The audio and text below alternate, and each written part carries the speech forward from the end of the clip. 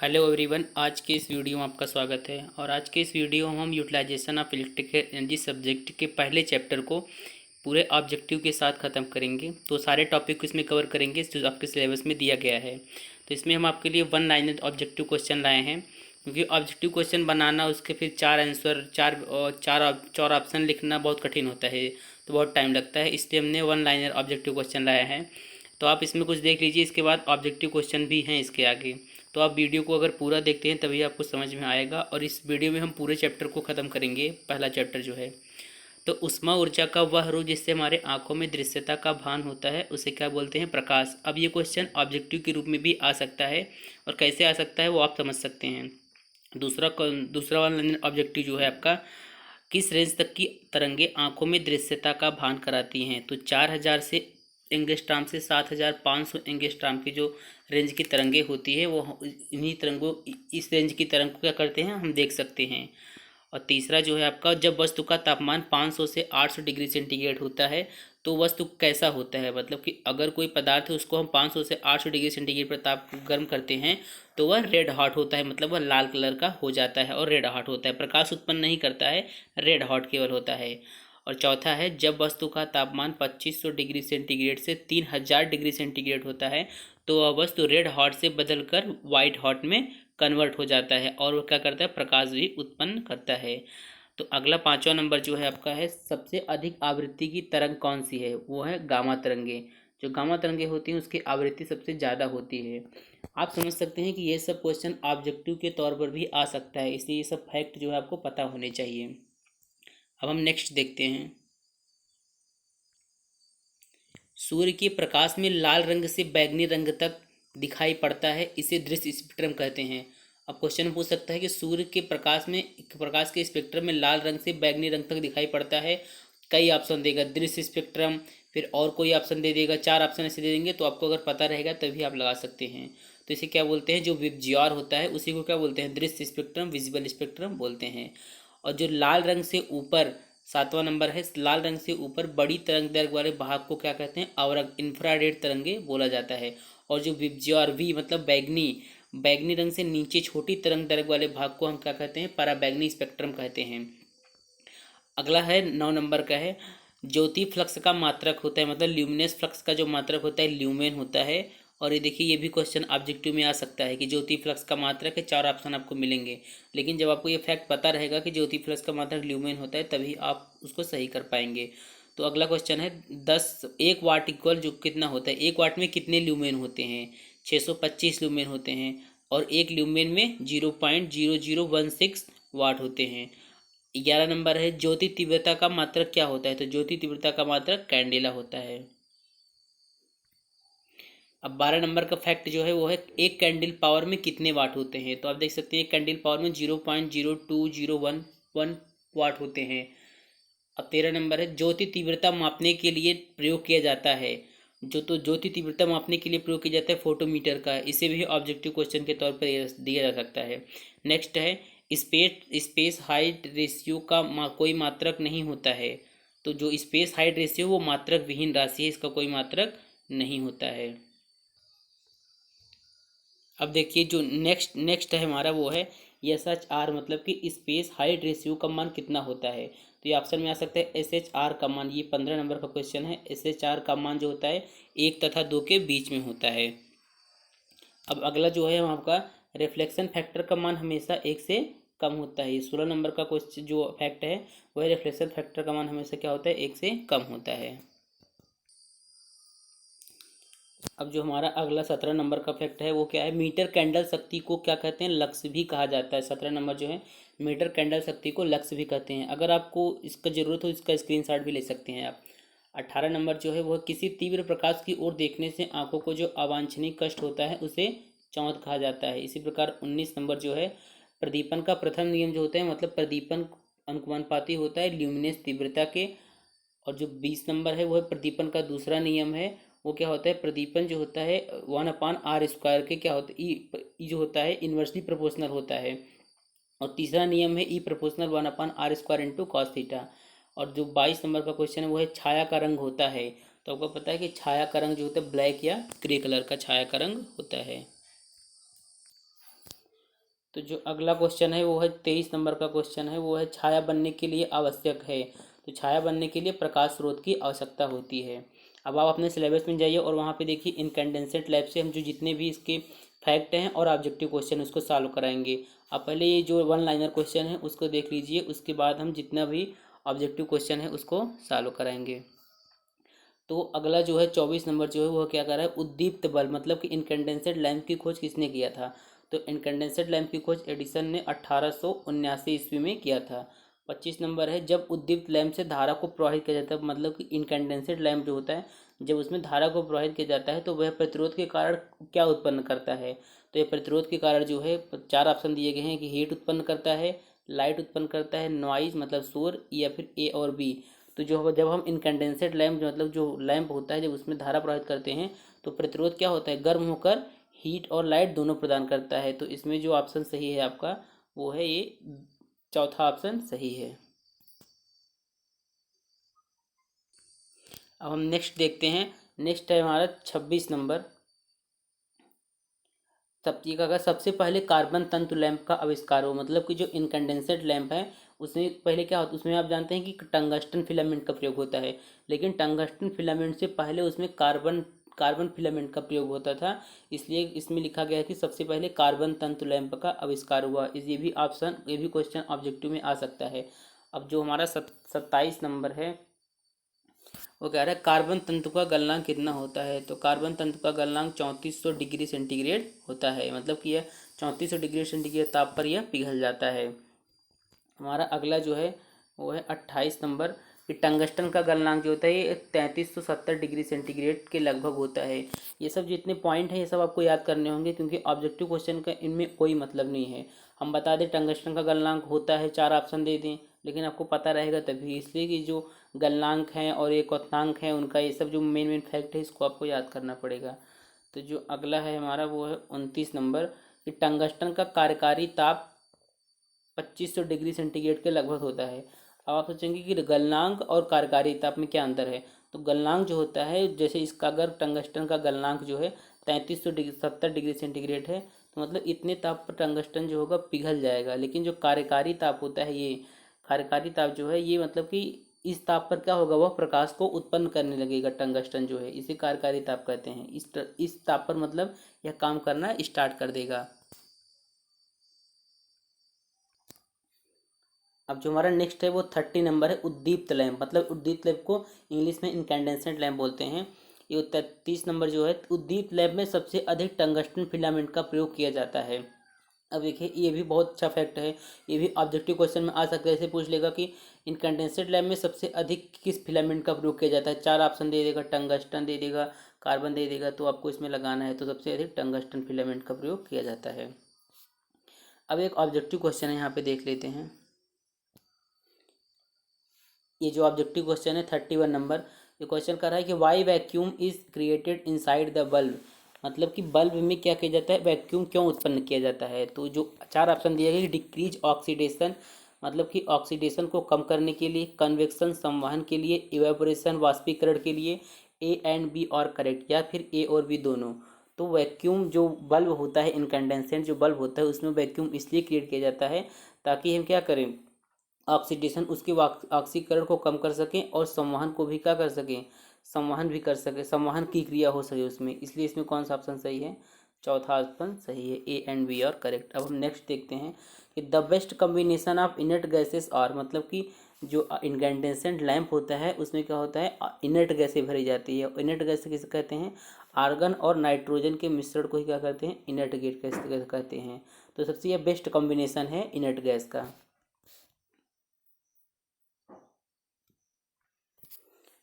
अब next question देखते हैं, वो है 33 नंबर। 33 नंबर क्या कर रहा है, उद्दीप्त लैंप में अधिक बिजली का खपत होता है, मतलब कि सबसे अधिक बिजली का खपत जो होता है उद्दीप्त लैंप में होता है। आपके घर जो 100 वाट का बल्ब है आप देखते होंगे उसमें सबसे ज़्यादा बिजली खपत होता है। अब 34 नंबर देखते हैं। 34 नंबर जो है, इस बल्ब की रेटिंग जो होती है वोल्ट वाट में होती है। इसमें भी 4 ऑप्शन दे सकता है कि जो इनकैंडेंसेंट लैंप होता है उसकी रेटिंग किस में दी जाती है, वो दे सकता है वोल्ट, एम्पियर और कई ऑप्शन दे सकता है। तो इसमें आपको जो रेटिंग होती है वो वोल्ट और वाट में होती है। अब नेक्स्ट नंबर जो है वो है 35 नंबर। इसमें इनर्ट गैस भरी जाती है और आप जानते हैं कि इनर्ट गैस जो होता है किसका मिश्रण होता है, आर्गन और नाइट्रोजन का मिश्रण होता है। अब अब जो इनकैंडेंसेट लैंप है इसका पावर फैक्टर उच्च होता है। अभी इसमें एक ऑब्जेक्टिव क्वेश्चन दिया गया है, वो क्या कह रहा है, 37 नंबर है, क्या कह रहा है कि why inert gases are used inside bulb rather than vacuum. मतलब कि वैक्यूम के स्थान पर इनर्ट गैस का प्रयोग क्यों किया जाता है।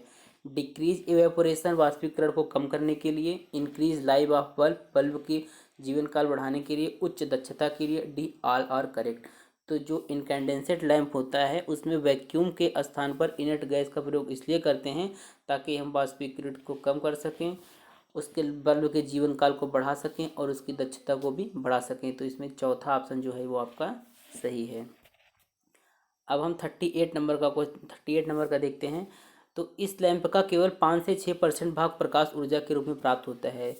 तो इससे क्या मतलब समझते हैं आप कि जो इनकैंडेंसेट लैंप होता है उसका ज़्यादा से ज़्यादा भाग क्या होता है, लॉस हो जाता है, लेकिन केवल 5 से 6% भाग ही में ऊर्जा, प्रकाश ऊर्जा के रूप में प्राप्त होता है। देखिए, आपको इन सब फैक्ट के बारे में पता होना चाहिए, क्योंकि ऑब्जेक्टिव क्वेश्चन को आप रट लेने से आपको कोई फ़ायदा नहीं होगा। इसलिए आप अगर आप इन फैक्ट को आपको पता रहेगा तो आप क्या कर सकते हैं, ऑब्जेक्टिव क्वेश्चन को सॉल्व कर सकते हैं। अब जो आप फैक्ट इसके ऊपर हमने आपको बताया उस फैक्ट को आप बार बार दोहराइए और उसी से संबंधित ऑब्जेक्टिव क्वेश्चन अब हम आपको दिखाते हैं।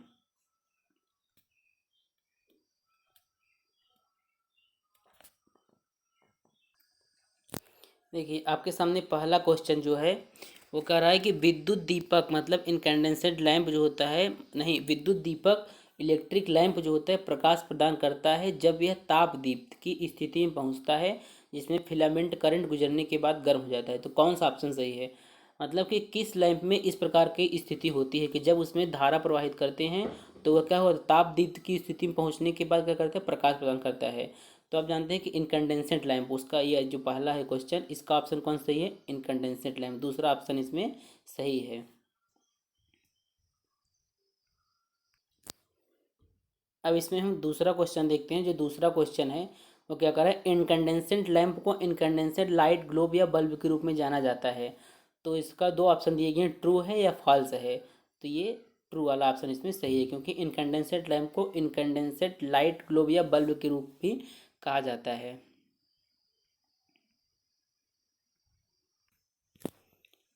हमारा नेक्स्ट क्वेश्चन जो है वो क्या क्या कर रहा है, इनकैंडेंसेंट लैंप की रेटिंग वोल्टेज में होती है, 3rd नंबर का क्वेश्चन है। तो इनकैंडेंसेंट लैंप की रेटिंग जो वोल्टेज होती है वो होती है 1.5 वोल्ट से 300 वोल्ट तक की। अब हम नेक्स्ट क्वेश्चन देखते हैं। नेक्स्ट क्वेश्चन जो है तो क्या कर रहा है, इनकैंडेंसेंट बल्ब की खोज कब हुई और किसने किया। 3 ऑप्शन दिए गए हैं, एडिसन इन 1879, थॉमसन इन 1880, आला फेबाउ। तो आप जो फैक्ट बताए थे इसके पहले उसमें बताया था कि एडिसन ने इसको खोज किया था 1879 में। हमारा 5वां नंबर जो क्वेश्चन है वो क्या कर रहा है, जब उद्दीप्त लैंप से करंट गुजरता है तो उच्च प्रतिरोध के कारण उत्पादन करेगा। तो heat, light, noise, A and B और करेक्ट। तो जो उद्दीप्त लैंप है जब उसमें करंट प्रवाहित करते हैं तो ये हीट और लाइट दोनों उत्पन्न करता है। तो इसमें तीसरा ऑप्शन सही है। इसमें जो 6वां क्वेश्चन वो क्या कर रहा है, the manufacturing cost of incandescent lamp is low, true और फॉल्स। तो इसमें दो ऑप्शन दिए गए हैं, ट्रू या फॉल्स।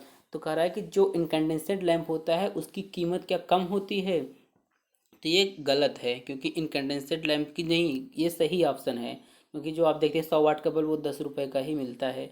तो इनकैंडेंसेट लैंप जो की कीमत होती है वो कम ही होती है। तो ये सही है। अब 7वां क्वेश्चन देखते हैं कि एडिसन द्वारा 1879 में किस पदार्थ के द्वारा पहला व्यावसायिक लैंप बनाया गया था। तो आपको मैंने इसके पहले वाले जो इसके पहले हमने आपको बताया उसमें बताया कि जो इनकैंडेंसेट लैंप है उसमें टंगस्टन फिलामेंट का प्रयोग होता है, लेकिन जो अब का जो उसके पहले टंगस्टन के पहले जो होता है वो क्या किया जाता है, कार्बन, कार्बन फिलामेंट का प्रयोग किया जाता था। तो सबसे पहले कौन ऑप्शन सही होगा इसमें, कार्बन वाला, कार्बोनाइज्ड पावर फिलामेंट का प्रयोग किया जाता था जो सबसे पहला लैंप बनाया गया था। जो नेक्स्ट क्वेश्चन है वो 8 नंबर क्वेश्चन ये कह रहा है कि इनकैंडेंसेंट लैंप के लिए सबसे अच्छे फिलामेंट में विशेषताएं होती हैं। लो टेम्परेचर कॉफिशिएंट, किसका टेम्परेचर लो होता है, high resistive melting point, mechanically strong, all are correct. तो इसका जो चौथा ऑप्शन है ये सही है, क्योंकि सभी गुण एक इनकैंडेसेंट लैंप के फिलामेंट में पाए जाते हैं। तो चौथा ऑप्शन इसमें सही है, ऑल आर करेक्ट। अब जो 9वां नंबर क्वेश्चन है वो उसमें ट्रू या फॉल्स बताना है आपको, सही है या गलत। The melting temperature of tungsten material is, मतलब कि टंगस्टन पदार्थ का जो गलनांक होता है वो 3655 केल्विन होता है। तो ये सही ऑप्शन है, इसका ट्रू है, ये सही है। अब देखते हैं 10 नंबर जो क्वेश्चन है वो क्या कर रहा है। उद्दीप्त लैब में प्रयुक्त होने वाला सबसे सामान्य प्रकार का फिलामेंट है। इसके पहले हमने आपको बता दिया था, जो फैक्ट बताया था कि जो इनकैंडेसेंट लैंप होता है उसमें सबसे ज़्यादा टंगस्टन का प्रयोग किया जाता है। तो इसमें कौन सा ऑप्शन सही होगा, तीसरा टंगस्टन।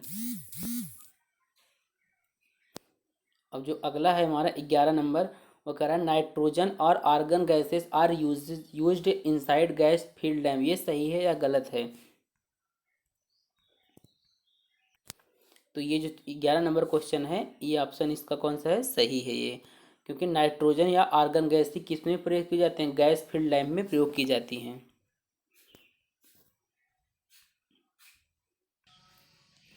अब क्वेश्चन नंबर 12 देखते हैं। जो क्वेश्चन नंबर 12 है वो क्या है कि बल्ब के अंदर निर्वात क्यों उत्पन्न होता है। तो डिक्रीज ऑक्सीडेशन, ऑक्सीडेशन को कम करने के लिए, कन्वेक्शन संवहन के लिए, वाष्पीकरण एंड AR/BR करेक्ट।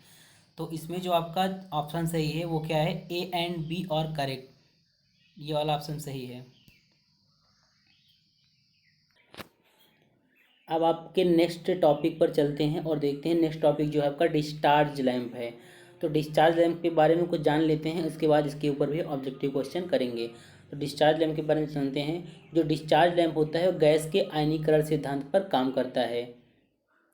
इसका अधिक प्रयोग किया जाता है क्योंकि इसकी दक्षता उद्दीप्त लैंप से अधिक होती है। तीसरा जो है वह इसमें एक डिस्चार्ज ट्यूब होता है, क्योंकि जो ये डिस्चार्ज लैंप होता है इसमें क्या होता है, एक डिस्चार्ज ट्यूब होता है। अगला है चौथा जो है, इस डिस्चार्ज ट्यूब में नोबल गैस आर्गन, नियान, क्रिप्टान का मिश्रण होता है। और पांचवा है, यह विभिन्न रंगों का प्रकाश प्रदान कर सकता है और यह गैसीय संवहन द्वारा इसमें प्रकाश उत्पन्न होता है, मतलब गैसीय डिस्चार्ज द्वारा इसमें प्रकाश उत्पन्न होता है, इसलिए इसे डिस्चार्ज लैंप भी कहा जाता है। ये सब फैक्ट आपको याद होने चाहिए, तभी आप ऑब्जेक्टिव क्वेश्चन कर पाएंगे। अब हम इसका ऑब्जेक्टिव क्वेश्चन देखते हैं। अब इसमें देखिए मरकरी वेपर लैंप। अब मरकरी वेपर लैंप जो होता है इसमें वेपोराइज मरकरी का प्रयोग होता है और यह भी एक गैस डिस्चार्ज लैंप होता है। इसकी दक्षता क्या होती है, इसकी दक्षता उद्दीप्त लैंप से ज़्यादा, मतलब इनकैंडेसेंट लैंप से ज़्यादा होती है। इसमें सिलिकॉन ग्लास ट्यूब का उपयोग किया जाता है, मतलब जो मरकरी वेपर लैंप है जिसमें ट्यूब प्रयोग किया जाता है वो सिलिकॉन की बनी होती है। इसमें दो ट्यूब होता है, एक इनर ट्यूब और एक आउटर एनवलप। और इनर ट्यूब में जो होता है मरकरी तथा आर्गन गैस भरी जाती है। और सातवां है, इस लैंप के पावर फैक्टर को सुधारने के लिए समांतर क्रम में एक कैपेसिटर लगाया जाता है। ये फैक्ट याद होने चाहिए कि कौन से ट्यूब में, ट्यूब किस पदार्थ का बना होता है और ट्यूब में कौन सी गैसेस भरी जाती हैं।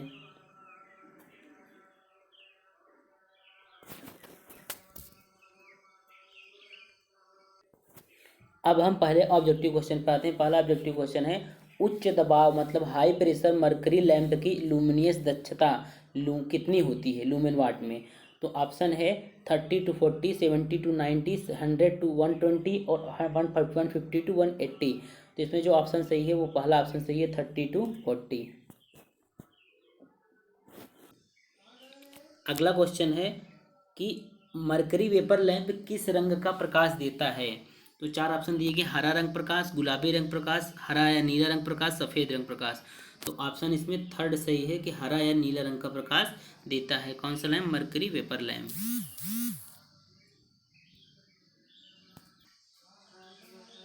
अब अगला क्वेश्चन देखते हैं, तीसरे नंबर का क्वेश्चन कि उच्च दबाव मतलब हाई प्रेशर मरकरी लैंप जो होता है are similar in construction to sodium vapour lamp.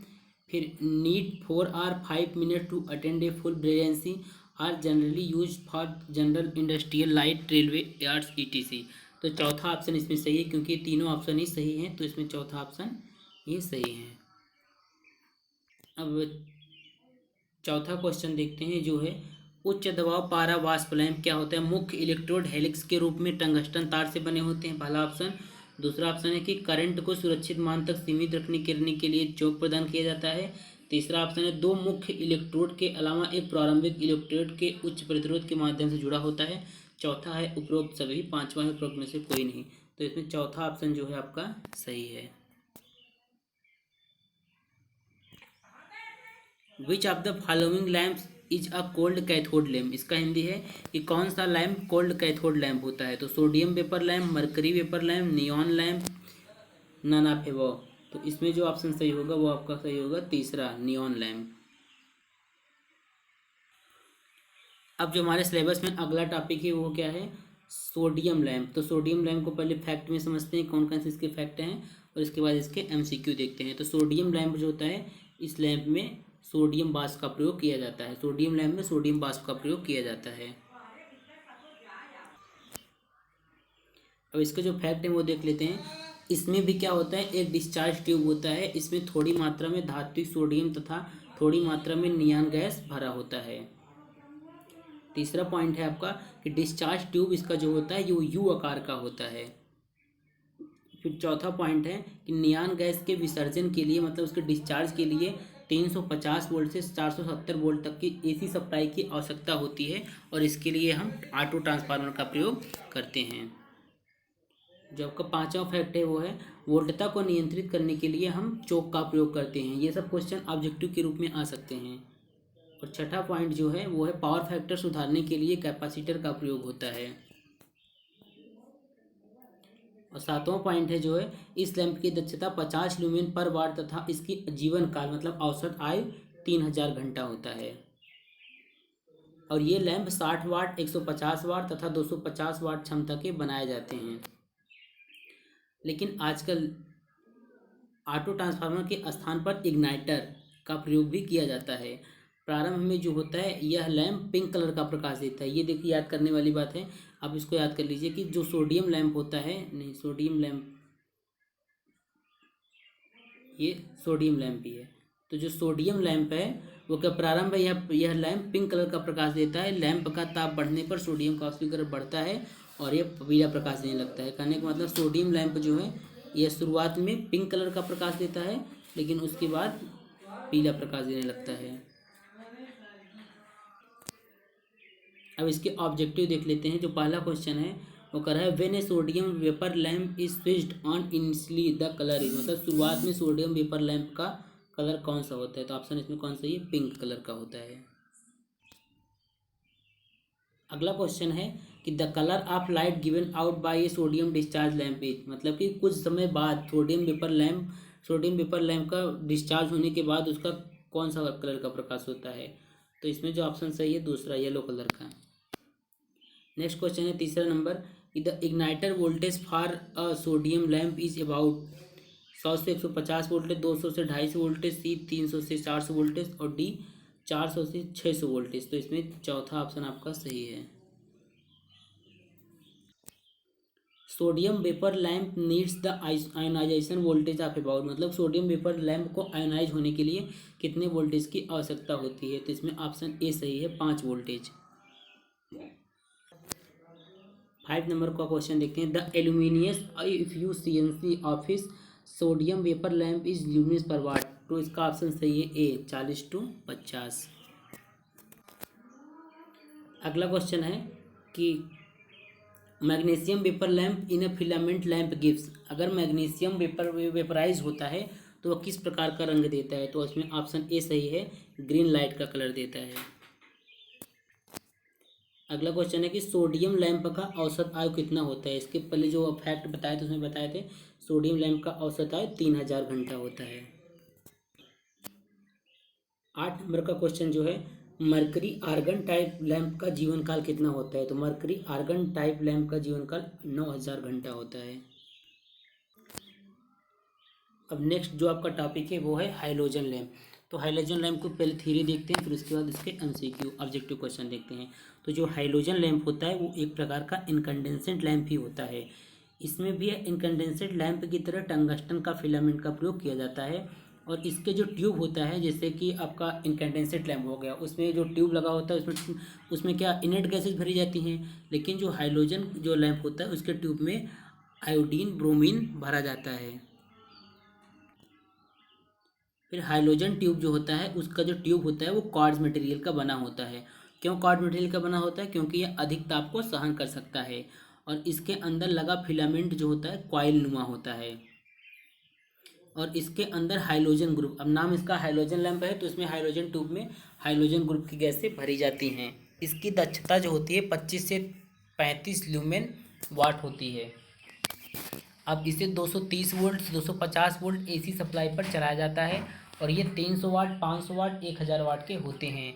अब हैलोजन लैंप का प्रयोग कहाँ किया जाता है?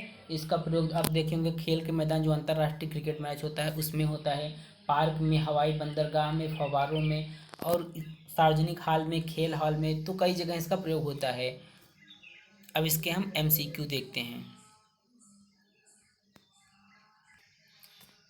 तो पहला जो क्वेश्चन है वो है हाइड्रोजन लैंप का लाभ है कि advantage of hydrogen lamp, no depreciation of light output. 4 option दिए गए हैं और चारों ऑप्शन में कौन सा सही है? चौथा ऑप्शन आपका सही है।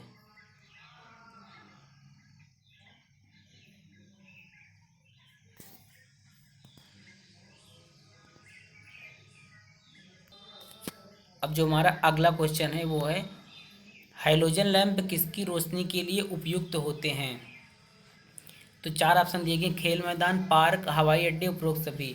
तो इसमें से आपका चौथा ऑप्शन सही है, उपरोक्त सभी। अब जो अगला क्वेश्चन है वो है हाइड्रोजन लैंप का जीवन काल होता है। तो हाइड्रोजन लैंप का जीवन काल 4 ऑप्शन दिए गए हैं, 2000 घंटा, 3000, 4000 और 5000। तो इसमें से पहला ऑप्शन इसमें सही है, 2000 घंटा। अब अगला जो टॉपिक है हमारा आपका वो है CFL लैम्प। अब इसकी थ्योरी देखते हैं, उसके बाद MCQ। तो CFL लैम्प का जो पूरा नाम होता है वो होता है कॉम्पैक्ट फ्लोरोसेंट लैम्प। यह एक ऊर्जा बचत लैंप होता है और यह कम बिजली खपत करता है। ये बल्ब आर्गन से बने होते हैं लेकिन थोड़ी मात्रा में काप पारा का भी प्रयोग किया जाता है। इसमें इसमें जो होता है, इसमें भी एक ग्लास ट्यूब होता है, इसमें आर्गन और पारा का मिश्रण भरा होता है। सीफल का आविष्कार पीटर कॉपर हैविट ने सन 1890 में किया था। अब सीफल लैंप का जीवन काल कितना होता है? तो सीफल लैंप का जीवन काल 10 से 15,000 घंटे का होता है। इसमें जो सीफल लैंप आप देखते हैं जो वाइट वाइट कलर का रहता है वो बेरियम का कोटिंग किया होता है क्योंकि जो इलेक्ट्रोड होता है वो बेरियम का कोटिंग किया गया रहता है। इसमें भी टंगस्टन का फिलामेंट लगाया जाता है।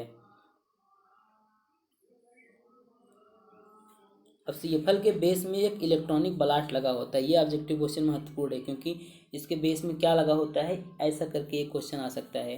सीएफएल के बेस में एक इलेक्ट्रॉनिक ब्लास्ट लगा होता है, इसे पीसीबी और इलेक्ट्रॉनिक ब्लास्ट के माध्यम से सप्लाई देते हैं।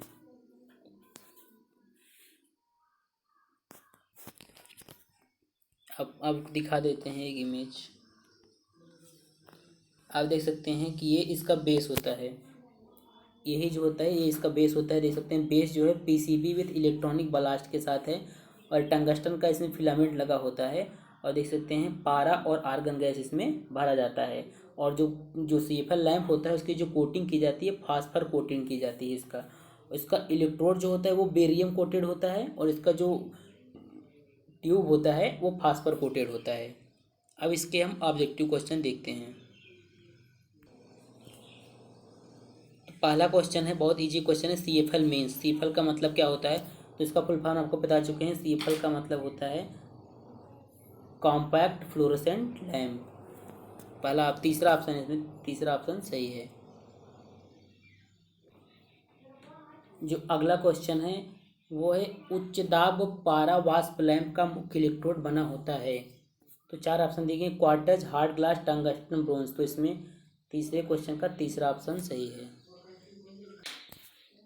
ये क्वेश्चन देखिए, आपके जो थ्योरी आपके बताया उसी से लिया गया है। फ्लोरेसेंट ट्यूब की अंदर की दीवार लेपित है, मतलब कि फ्लोरेसेंट ट्यूब के अंदर की दीवार किससे लेपित किया जाता है? जो फ्लोरेसेंट ट्यूब होता है वो एक प्रकार का सीएफएल लैंप भी हो सकता है क्योंकि देखते हैं सीएफएल के नाम में कॉम्पैक्ट फ्लोरेसेंट लैंप, तो ये फ्लोरेसेंट शब्द आ रहा है तो ये जो उसी से लिया गया है। तो फ्लोरेसेंट ट्यूब के अंदर की दीवार कोटिंग की जाती है फास्फर पाउडर से। बी वाला ऑप्शन इसमें सही है। जो अगला क्वेश्चन है हमारा, वही 5वां नंबर क्वेश्चन है, nitrogen it added with argon in incandescent lamp, मतलब कि नाइट्रोजन आर्गन के साथ नाइट्रोजन क्यों मिलाया जाता है इनकैंडेसेंट लैम्प में? तो reduce the possibility of arcing, मतलब आर्क को कम करने के लिए, ताकि जो इन उद्दीप्त लैंप है उसमें आर्क ना उत्पन्न हो, इसीलिए क्या कर देते हैं, नाइट्रोजन के साथ आर्गन गैस को भी मिलाया जाता है। 6ठे नंबर क्वेश्चन है कि the artificial source of light is, मतलब प्रकाश का कृत्रिम स्रोत क्या है? तो आर्क लैम्प भी मनुष्य ने ही बनाया है। इनकैंडेसेंट लैम्प कृत्रिम स्रोत मतलब वही जिसे मनुष्य ने अपने हाथों से बनाया है। तो डिस्चार्ज लैम्प भी मनुष्य ने बनाया। ऑल ऑफ द, तो चौथा ऑप्शन इसमें सही है। अब नेक्स्ट क्वेश्चन जो है वो क्या क्या कह रहा है, वो कह रहा है कि the suitable lamps for street lighting are, street lighting मतलब सड़कों पर लाइटिंग के लिए कौन सा लैम्प सुटेबल होता है? पहला ऑप्शन है मरकरी लैम्प, दूसरा sodium charge lamp, both A and B, चौथा नन ऑफ दिस। तो इसमें आपका चौथा ऑप्शन जो है वो आपका सही, वो तीसरा ऑप्शन आपका सही है, बोथ बी एंड सी। अब जो नेक्स्ट टॉपिक है वो देख लेते हैं। आपका नेक्स्ट टॉपिक है एलईडी लैम्प। तो एलईडी लैम्प की थ्योरी देखते हैं, उसके बाद इसके ऑब्जेक्टिव देखते हैं। तो एलईडी लैम्प को जो है इसे प्रकाश उत्सर्जक डायोड कहा जाता है। यह एक प्रकार का सेमी कंडक्टर उपकरण है। एलईडी का पूरा नाम होता है लाइट एमिटिंग डायोड। इसके फैक्ट देखते हैं। पहला जो है वह प्रकाश उत्सर्जन करने की क्षमता जो होती है एलईडी की, इस पर निर्भर करती है कि एलईडी में हमने किस प्रकार का सेमीकंडक्टर पदार्थ का इस्तेमाल किया है। और एलईडी के जलने पर जो प्रकाश उत्सर्जित होती है यह प्रकाश जो होती है मोनोक्रोमेटिक, एक वर्णी होती है। तीसरा है एलईडी विद्युत ऊर्जा को प्रकाश ऊर्जा में बदलने का कार्य करता है। और एलईडी का जीवन काल जो होता है कम से कम 1 लाख घंटे तक प्रकाश देने में यह सक्षम होता है। एलईडी जो होता है ऊर्जा का उत्सर्जन फोटान के रूप में करता है। और एलईडी प्रकाश का उत्सर्जन करने के लिए बहुत ही कम विद्युत का इस्तेमाल करता है, लगभग कितना 2 वोल्ट। वोल्टेज रेंज की बात करें तो ये 1 से 2 वोल्ट, और करंट की बात करें तो 5 से 20 मिली एम्पियर। अब इसके हम ऑब्जेक्टिव क्वेश्चन देखते हैं। तो पहला क्वेश्चन है वो है एक प्रकाश उत्सर्जक डायोड है, भारी डोप किया गया, हल्का डोप किया गया, आंतरिक अर्धचालक जेनर डायोड। तो जो लाइट एमिटिंग डायोड होता है उसमें हैवी डोपिंग की जाती है। तो इसमें से आपका पहला वाला ऑप्शन सही है। हमारा दूसरा क्वेश्चन है वह है इंफ्रारेड एलईडी के उत्पादन के लिए निम्नलिखित में से किस सामग्री का उपयोग किया जा सकता है? तो गैलियम और आर्सेनिक का उपयोग किया जाता है इंफ्रारेड एलईडी के उत्पादन के लिए। हमारा नेक्स्ट क्वेश्चन है कि एलईडी की बाइसिंग क्या होनी चाहिए, मतलब कि एलईडी कब प्रकाश उत्पन्न करता है, किस प्रकार की बाइसिंग होती है उसमें? तो 4 ऑप्शन, फॉरवर्ड बाइस, रिवर्स बाइस तुलना में फॉरवर्ड बाइस, कोई बाइसिंग की आवश्यकता नहीं है। तो इसमें जो होता है जब एलईडी की फॉरवर्ड बाइस में कनेक्ट करते हैं तो ये लाइट को एमिट करता है। तो पहला वाला ऑप्शन इसमें सही है। निम्नलिखित में से कौन सी एलईडी की विशेषता नहीं है? हमारा अगला क्वेश्चन है निम्नलिखित में से कौन सी एलईडी की विशेषता नहीं है? Fast action, high warm up time, low operational voltage, long life. तो इसमें से दूसरा ऑप्शन सही है, जो कि हाई वार्म अप टाइम जो है एलईडी की विशेषता नहीं है।